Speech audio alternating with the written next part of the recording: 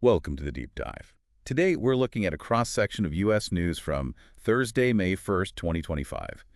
Uh, Lots happening. Indeed, we've got headlines covering everything from politics and the economy to global affairs, social issues, even the markets. And our mission really is to try and connect the dots, see if there are underlying trends linking these, well, seemingly separate events. What's the bigger story?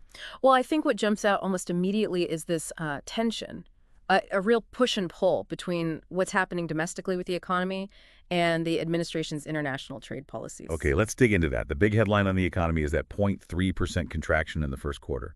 First time that's happened in 3 years, right? That's right, a significant dip. And at the same time, you had this bipartisan effort in Congress to maybe ease up on President Trump's tariffs, but that got blocked. So growth is down, but the policy some blame for slowing growth stays firmly in place. Seems contradictory.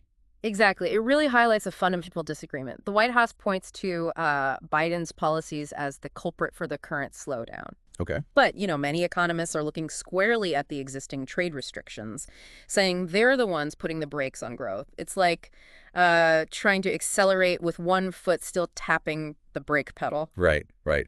And then domestically again, we have this new Department of Government Efficiency. It's been making waves. Big waves. Mass layoffs reported at several major agencies, the IRS, the CDC, even the Department of Veterans Affairs. And the public reaction seems quite strong. Protests, accusations that this is gutting essential services. How does that fit into the economic picture? Is it related? It could be framed as maybe a response to economic pressure, Yeah. an attempt to streamline, cut costs. But the scale of it, it definitely raises questions about the immediate impact on services, and potentially it could add to economic anxiety, not lessen it. Okay, shifting focus globally now. The U.S. and Ukraine signed a new economic deal, Yes, focused on Ukraine's recovery. A key part of it gives American companies preferred access to reconstruction contracts over there. which sounds good for Ukraine's rebuilding effort, but I gather it's getting mixed reactions. Some seeing it as maybe a bit self-serving for the U.S. Well, it's a complex mix, isn't it? It's definitely support for an ally in need, but it's also clearly about securing a foothold, potentially long-term economic influence in a really key region. Geopolitics and economic strategy intertwined. Makes sense. Yeah. And still on trade, President Trump's been talking up potential new deals. India, South Korea, Japan mentioned. That's right. And he's explicitly linking this to his tariff strategy, arguing that those tariffs created the leverage needed, putting the U.S. in a, quote, position of strength for negotiations. Okay, connecting back to the economy again, if the economy is contracting, does that argument that the tariffs are creating strength still hold water? Well, that's the gamble, isn't it? It's high stakes. The theory is tariffs create leverage for better deals down the line. The risk, though, is that they also suppress economic activity now. So whether these potential deals materialize and what they look like, that'll be a major test of the strategy. Okay. And also on the global front, a significant arms sale. Pentagon approved $425 million to Kuwait. Yes, for Advanced Patriot Missile System equipment. RTX Corporation, formerly Raytheon, is the contractor. How does this fit in? Just business as usual in that region. I think it largely reflects ongoing security dynamics in the Middle East and the U.S.'s continuing role as a major security partner and defense supplier there. It's sort of a consistent thread in foreign policy, regardless of other shifts. Got it. Okay, let's turn to social issues. College campuses seem to still be flashpoints. Definitely. We saw that lawsuit filed by students at the University of Texas, 4 of them suing the university and Governor Abbott. Over arrests during Gaza war protests, right? Claiming their rights were violated during peaceful demonstration. Exactly. It really throws that tension into sharp relief.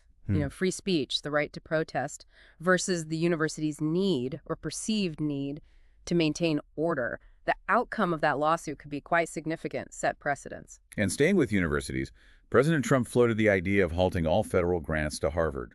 Yes, citing criticism of what he called woke indoctrination, that's a pretty direct challenge. A challenge to Harvard specifically, but also maybe higher education more broadly. It taps into that wider, ongoing debate about ideology and education curriculum content, and fundamentally the role and extent of federal influence, particularly through funding.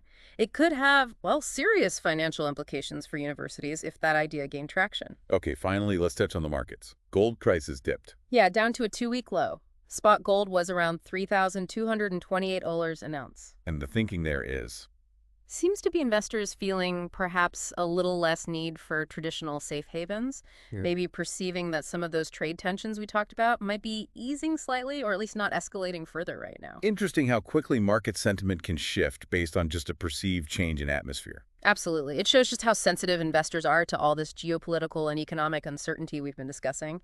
Even a hint of calmer waters can redirect money flows. So putting it all together, we have a contracting economy, ongoing debates about tariffs, major government restructuring, significant global economic and security moves, friction on campuses, debates about education funding, and reactive markets. It's quite a snapshot. It really is. And what's fascinating, as you said at the start, is thinking about how these pieces might actually be connected, influencing each other in ways that aren't immediately obvious. So the question for you, the listener, to mull over is, considering all these developments from just one day's news, what might the longer-term consequences be? For the U.S. economy, certainly, but also for its standing in the world. And maybe drilling down a bit.